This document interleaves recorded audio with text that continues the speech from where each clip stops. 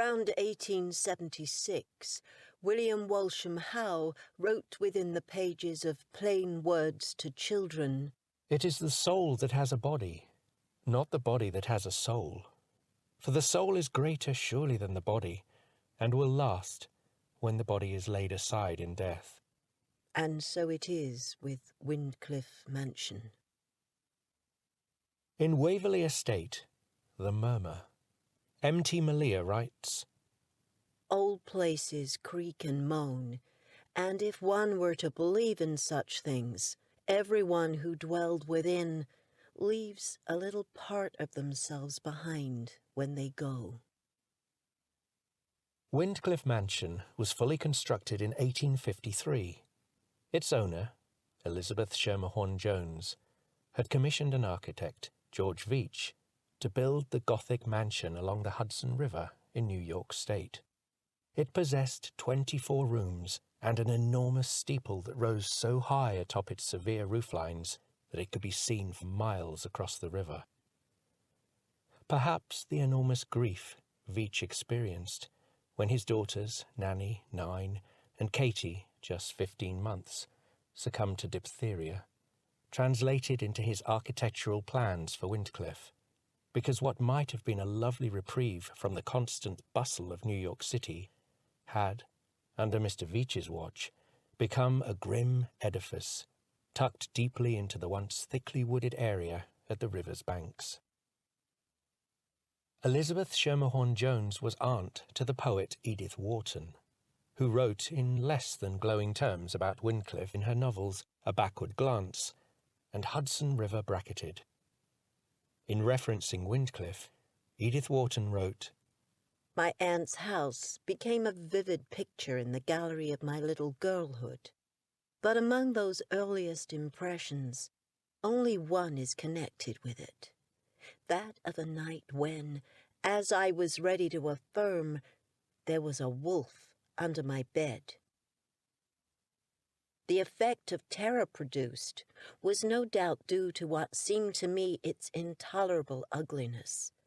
My visual sensibility must always have been too keen for middling pleasure.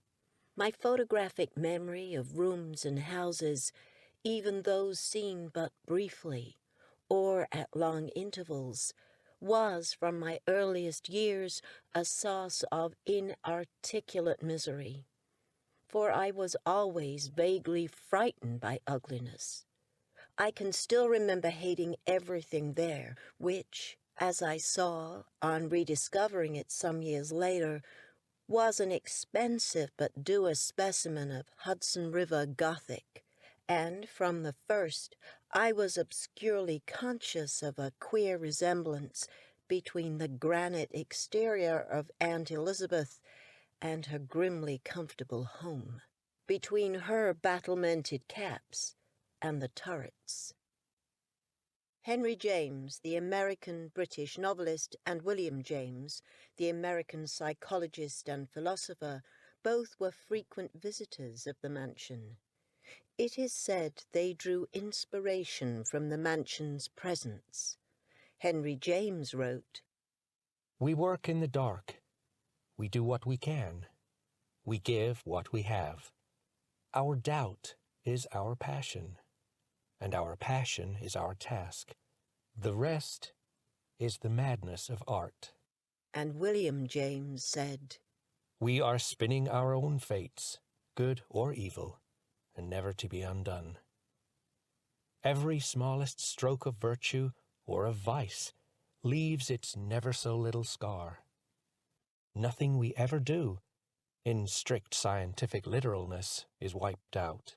Many visits to Wyndcliffe, I ask myself a question, one which is really fundamental to writing. What if? What if the granite exteriors of Edith Wharton's Aunt Elizabeth were a product of Aunt Elizabeth's lonely childhood? What if particles of that energy remained? Emily, one of the characters in the Waverly Estate trilogy, was a vehicle to express, perhaps, a reply to the what if. While similarities exist between Elizabeth and Emily, The central question inspired by Elizabeth became a pivotal portion of the book. She smiled again and chewed down hard on the next, and the next. Stones. We pay in stones. Sour recompense for sins are stones. Sorrow is stone, Ethan Everly. Mind it or learn it as I have. It is stone. Many, not few, slapping against my teeth. It is what is left to me. I shovel handfuls inexorably into my rotting mouth as though stones were life. Granite surplus of endless rations in lieu of breath. You are insane. She laughed a bitter laugh. Oh, no. I'm just dead. I'm dead and very sad. Now my days are spent wandering the grounds where last I saw the face of hope. What I most desired was money and love, to belong, and so my punishment is to see it all from afar for all time. Still, I strive to be who I am not. She lifted another stone and bit into it. Bitter, bitter, bitter stones. Well, you've asked if I believe in ghosts, and I suppose I have to answer yes. Because I think about atoms that were created in stars and make up every living thing and non-living thing on Earth, including you, including me. They've traveled far and through different forms to make us who we are. I think about the 20 watts of energy that move through our bodies at any given moment, enough to power a light bulb. We exchange energy with our surroundings. We gather it, we expel it, and in a death, our body's energy is repurposed.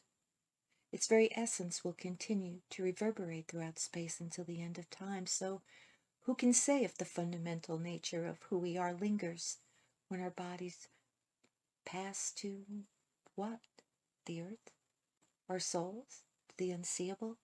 The physicist Aaron Freeman said, all the photons that ever bounced off your face, all the particles whose paths were interrupted by your smile, by the touch of your hair, hundreds of trillions of particles have raced off like children, their ways forever changed by you. It is the secret of the world that all things subsist and do not die, but retire a little from sight, and afterwards return again. Ralph Waldo Emerson.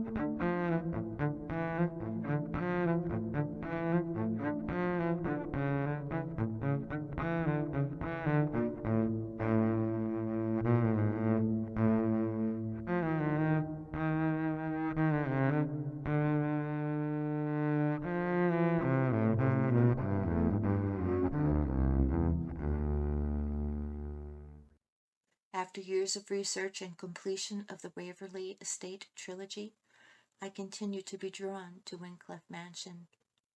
While many details within the books are entirely dissimilar to actual people and events within Wyndcliffe's account, the trilogy offers up the essence of the mansion and her former inhabitants. Those things which cannot be seen within crumbling interiors and walls remain at the very heart of each book, each chapter, each line written. I owe her gratitude and can hope I served her heart well.